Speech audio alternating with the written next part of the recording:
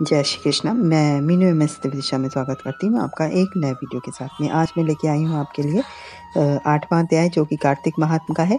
और ये 8वां अध्याय इस प्रकार से है।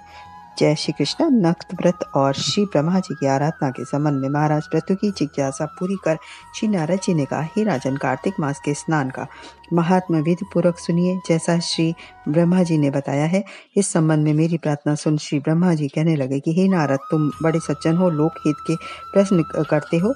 अब मैं ऐसी कथा तुमसे कहता हूँ जिसके सुनने मात्र से पापों का नाश हो जाता है। हे नारद, एक समय नैमिसारण तीर्थ में सौनिक ऋषियों से सूत जी ने कहा था कि ऋषियों, सत्संग में से मन पवित्र होता है, पाप दूर होता है। यह सत्संग ज्ञानियों को मोक्ष देता है। यह सांसारिक कामना भी पूरी करता है, जैसे श्री गंगा जी पापों को नष्ट कर देती है, चंद्रमा ताप को दूर कर शीतलता देता है, कल्प वृक्ष सर्व संपत्ति दीनता नष्ट करता है, उसी प्रकार सत्संग का एक क्षण भी समस्त पाप, सभी तरह के संताप और भौतिक तथा आध्यात्मिक दीनता नष्ट कर देता है। संत जनों के संग का आधा क्षण भी मुनि दुर्लभ मोक्ष का देने वाला है।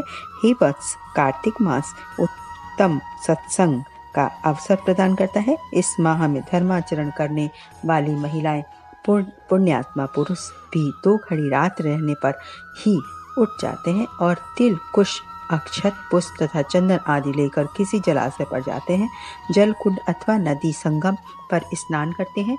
हे नारद, घर के स्नान की अपेक्षा तालाब का स्नान 10 गुना अधिक फल देता है। तालाब से 10 गुना फल नदी स्नान का फल है। नदी से 10 गुना फल संगम के स्नान का है। हे नारद, तीर्थ स्थल का स्नान इससे भी 10 गुना फल देता है। स्नान के पश्चात भगवान विष्णु को अर्घ आदि अर्पित करना चाहिए। प्रार्थना करें कि हे कमल नयन, जल में वास करने वाले नारायण, आपको बारंबार नमस्कार है, आप हमारा अर्घ ग्रहण करें। हे नारायण, आपका निवास जल में ही है, जल संसार का जीवन है। हे देवेश्वर, आपका पुण्य स्मरण कर हमने कार्तिक स्नान किया है। हे दामोदर, आप हमारे अपराध क्षमा करें। हे श्रीनिवास, आप हमारे घर में धन्य धान्य से भरपूर्ण करें, यानी कि आप हमारे घर को धन और धान्य से पूर्ण करें। ब्रह्मा जी ने इतने वचन सुन श्री नारद जी से कहा कि क्या भगवान जल सरोवर आदि नदी संगम के जल में ही आप विराजते हैं। श्री ब्रह्मा जी ने कहा, हे नारद, तुम्हें स्मरण होगा कि प्रभु ना तो वैकुंठ में रहते हैं और न ही केवल योगियों के हृदय में। भगवान विष्णु तो सदैव भक्तों के बीच निवास करते हैं। जहाँ भगवान का कीर्तन, गुणानुवाद, चिंतन, शास्त्र वाचन होता है, भगवान वहीं पर पाए जाते हैं।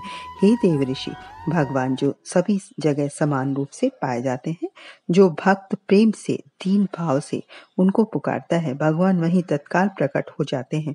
श्री ब्रह्मा जी ने कहा, हे नारद, भगवान सामान्य गंध पुष्प से सश्रद्धा पूजन करने वालों से प्रसन्न रहते हैं।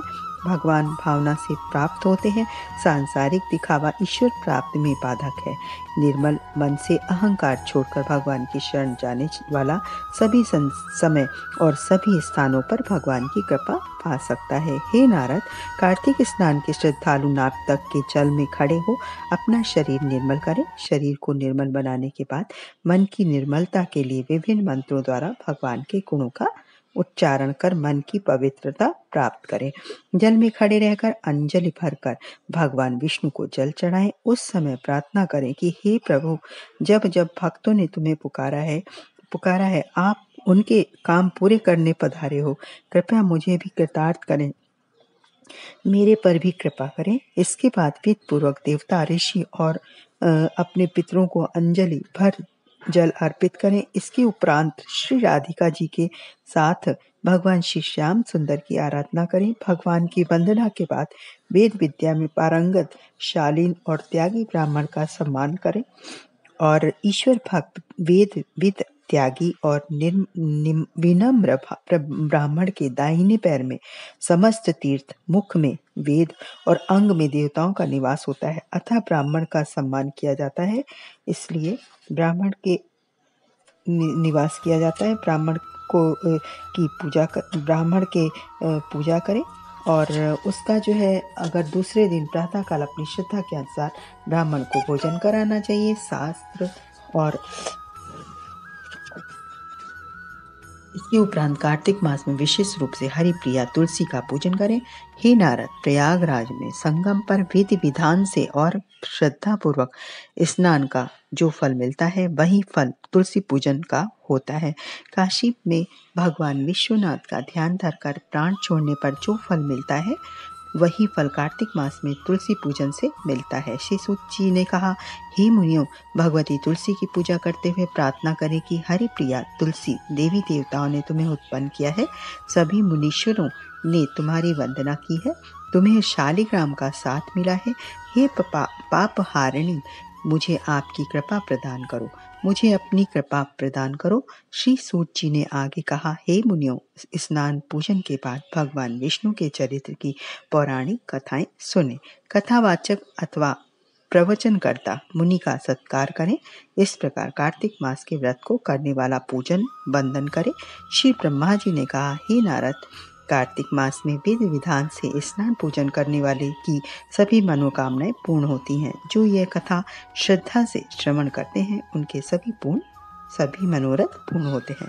तो ये थी 8वां अध्याय, जो कि आपने खुद देखा है। लास्ट में स्वयं प्रभु ने यानी भगवान श्री कृष्ण ने कहा है कि उनके सभी मनोरथ पूर्ण होते जो श्रद्धा से कथा का श्रवण भी करता है। तो आप इसको सुने तो और दूसरों को सुनाने के भागीदार बने, तो आपको भी डबल पुण्य होगा, एक तो सुनने का और दूसरा सुनाने का।